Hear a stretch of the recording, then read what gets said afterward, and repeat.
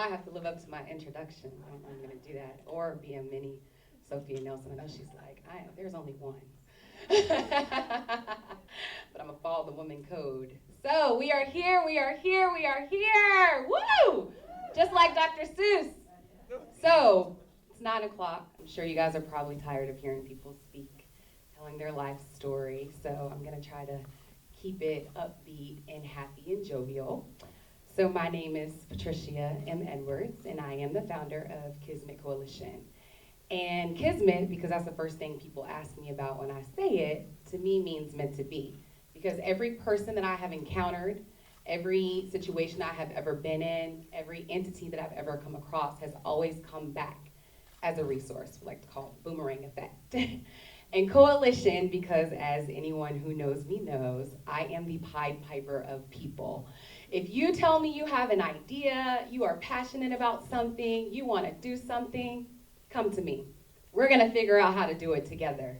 And I have spent a lot of my early adulthood and some of my latter teenage years on a pursuit to kind of help the world find themselves.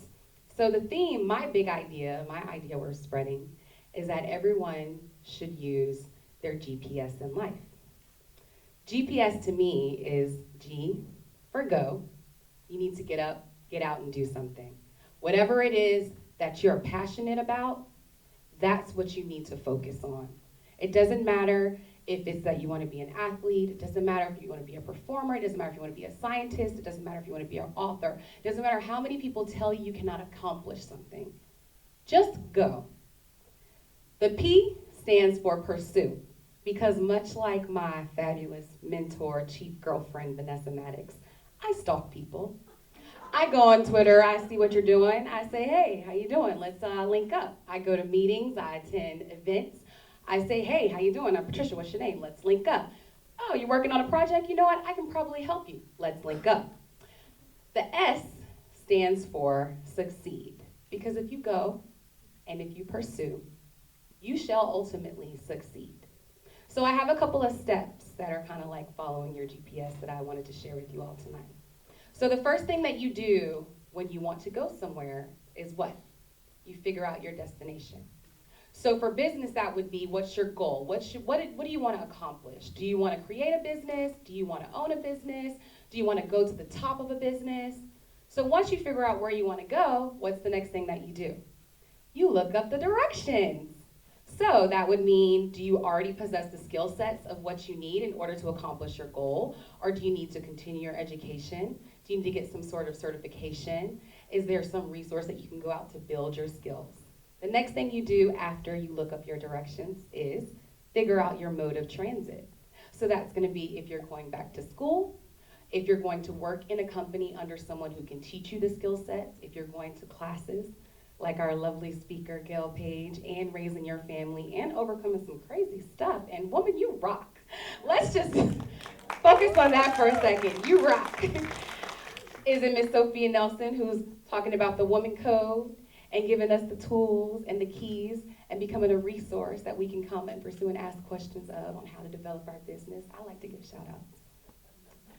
So the next thing after you do is you figure out your mode of transit is you're gonna go, right? But what can happen along the way? Maybe you might hit a traffic delay or a roadblock. So maybe you did everything that you were supposed to do to pursue your passion. You followed the steps, you got the degree, you got the job, and you thought it was all gonna work out okay. And then you came across a roadblock or a traffic delay, like trying to drive in DC, or coming to God's country, because good Lord. that was a trip. But when you encounter your traffic delay, you just have to reroute sometimes.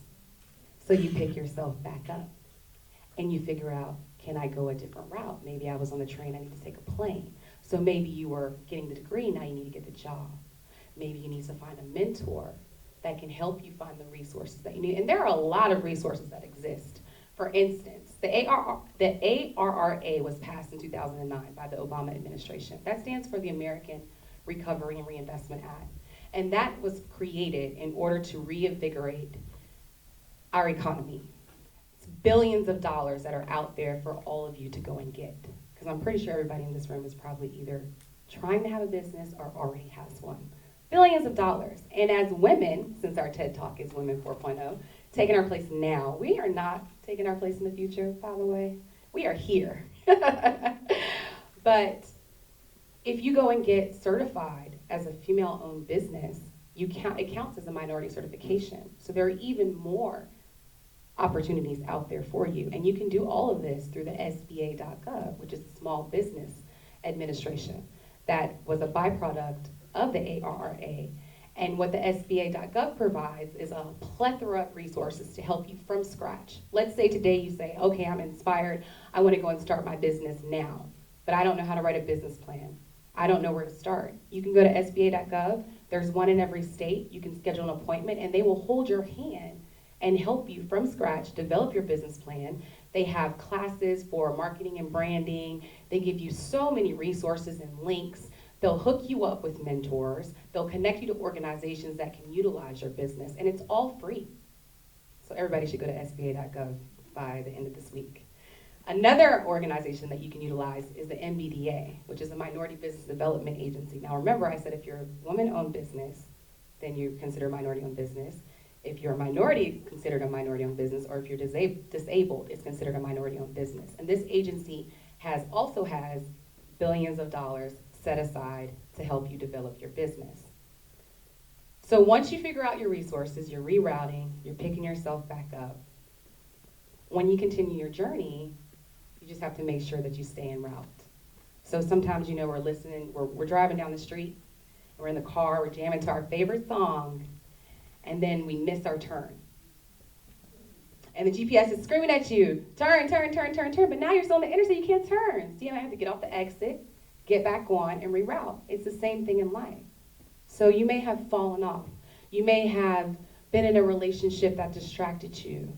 You may have had to move to another country in order to save yourself and your family. You may have had so many things that happened, lost a loved one, and still figuring out how to find your way. But you can get off the interstate, get back on, plug in that address, and keep going. And ultimately, you will achieve your goal. How much time do I have? 3 minutes? So, Vanessa mentioned an organization that I have had the honor of working with since the summer called the 100 Black Men of Greater Washington, D.C. And this summer, we created an initiative called STEM the 100 Way. And STEM the 100 Way is an initiative to connect the communities and the people who need the resources to the actual resources. So our focus is STEM, as she said, it's science, technology, engineering, mathematics. And we worked with the Army Educational Outreach Program this summer to do a closing ceremony for their students. And we had over 300 plus students that attended at GW University and in the Marvin Center.